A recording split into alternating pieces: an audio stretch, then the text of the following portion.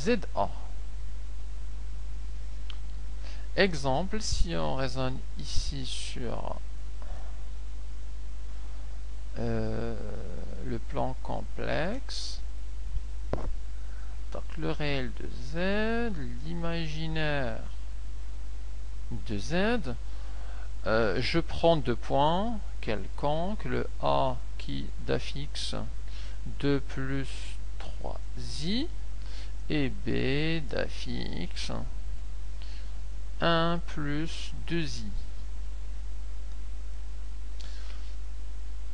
Alors, 2, 3, 1, 2, 3.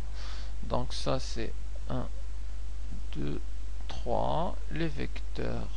Donc le vecteur U, le vecteur V, où on a ici I, 2i et là 3i. Donc le point A a pour partie réelle 2 et pour la partie imaginaire 3i.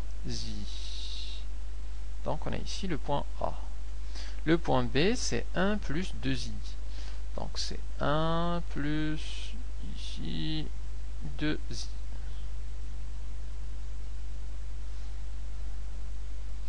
Et le vecteur AB c'est ce vecteur. Le vecteur AB, alors ouais, pour un exemple simple, je vais prendre le vecteur BA.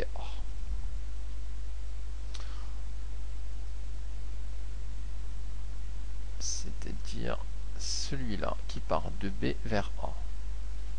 C'est le vecteur BA. Puisque pour le vecteur AB, il faudra plus de gymnastique intellectuelle pour voir la chose. Alors je vous passe cette gymnastique. Alors avec les points A et B, donc et le vecteur BA, on peut calculer la distance AB, ou plutôt la distance BA. Donc la distance BA, d'après la formule, c'est simplement le module du dernier moins le premier. Donc ZA moins ZB. Donc ça va nous donner le module de le A étant 2 plus 3i moins ZB, c'est moins 1 plus 2i, qu'on peut enlever les parenthèses et ça nous donne alors 2 plus 3i moins 1 moins 2i, 2 moins 1 ça fait 1, 3i moins 2i ça fait i.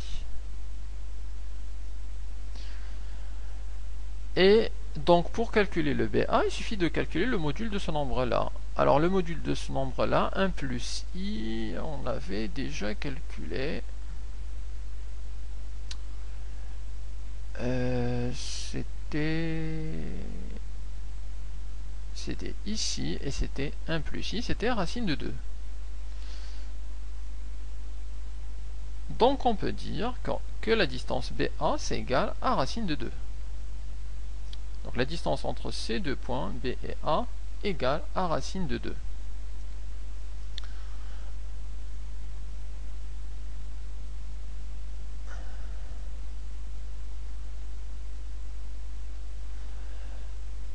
De même, on peut calculer le vecteur, ou plutôt l'angle entre le vecteur U et le vecteur AB. Alors le vecteur U, c'est celui-là. C'est le vecteur sur l'axe des abscisses.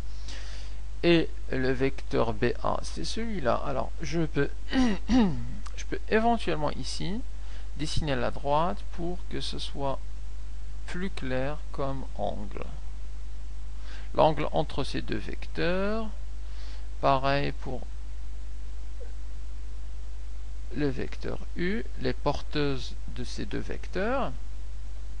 Donc l'angle entre U et AB, vous le voyez bien, ça correspond à cet angle-là. Et on peut le calculer à l'aide de la relation. Donc notamment UBA, c'est égal à l'argument du dernier moins le premier, donc ZA moins ZB, et ZA moins ZB, on l'a détaillé ici, ça nous donne 1 plus I à la fin. Donc c'est l'argument de 1 plus I. Or cet argument, on l'a déjà calculé,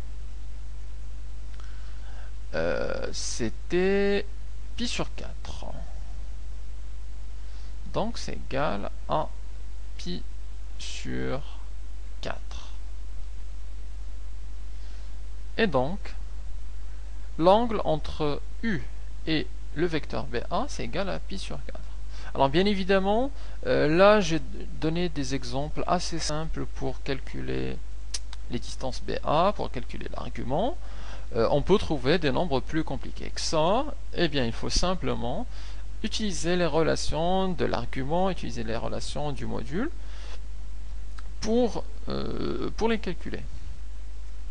Donc, étape par étape, et ça marche tout seul. Ok, on continue avec une propriété assez intéressante pour des démonstrations, propriétés, je dirais, fondamentales.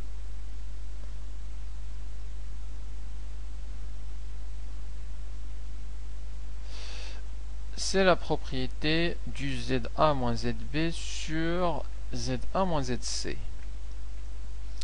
Alors, soit les points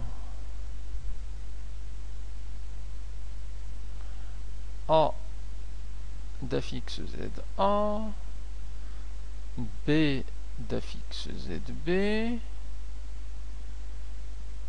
et C d'affixe ZC. Alors, on a un nombre assez intéressant qui est,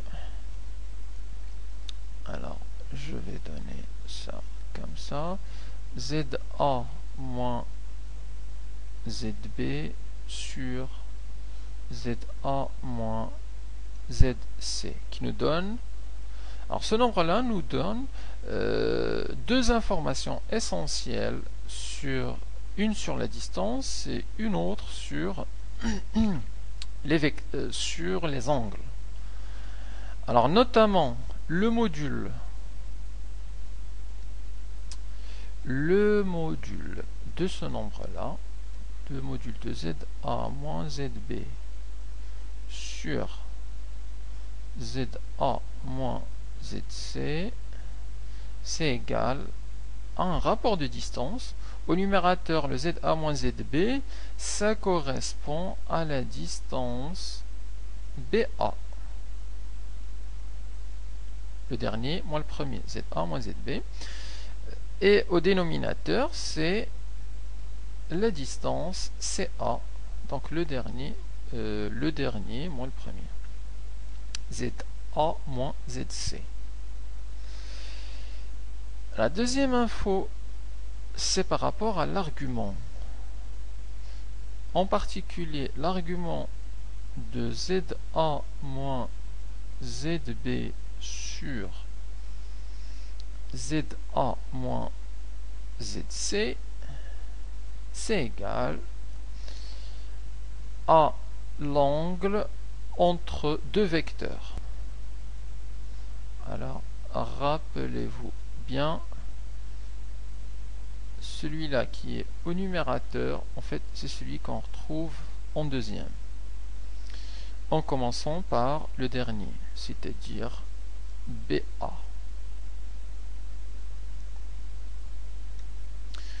Et celui qui est au dénominateur, on le retrouve ici en premier, c'est le vecteur CA.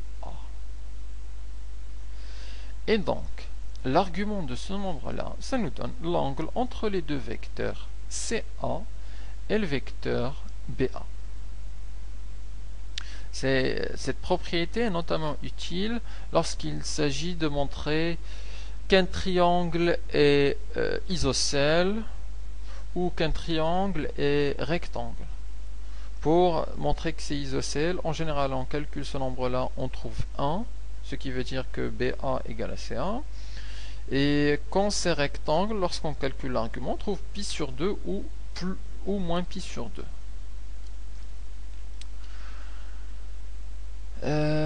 Voilà, donc c'est une propriété assez intéressante qu'on utilisera pas mal de fois dans les exercices. Il me reste à vous parler des transformations et de l'écriture complexe de certaines transformations. Alors je vais appeler ici transformation dans le plan complexe, ou plutôt dans le plan tout court. Alors on va utiliser 3 transformations. D'abord les translations.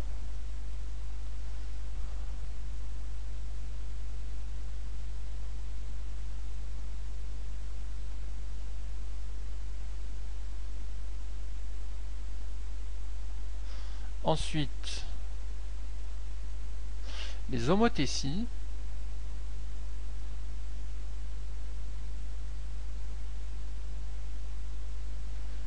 Et enfin, les rotations.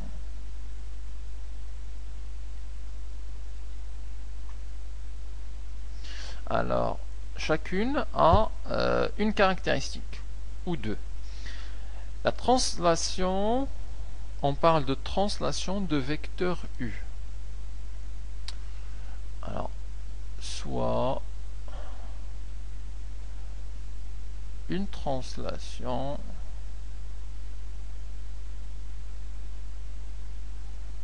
de vecteur U qu'on note T indice U. Alors, l'écriture complexe d'une telle translation s'écrit Z' égale AZ plus oméga. Alors, où Z c'est l'affixe du point M, Z' c'est l'affixe du point M', et le oméga, eh bien, il correspond à l'affixe du vecteur U. Donc, si on a un vecteur de translation de 3,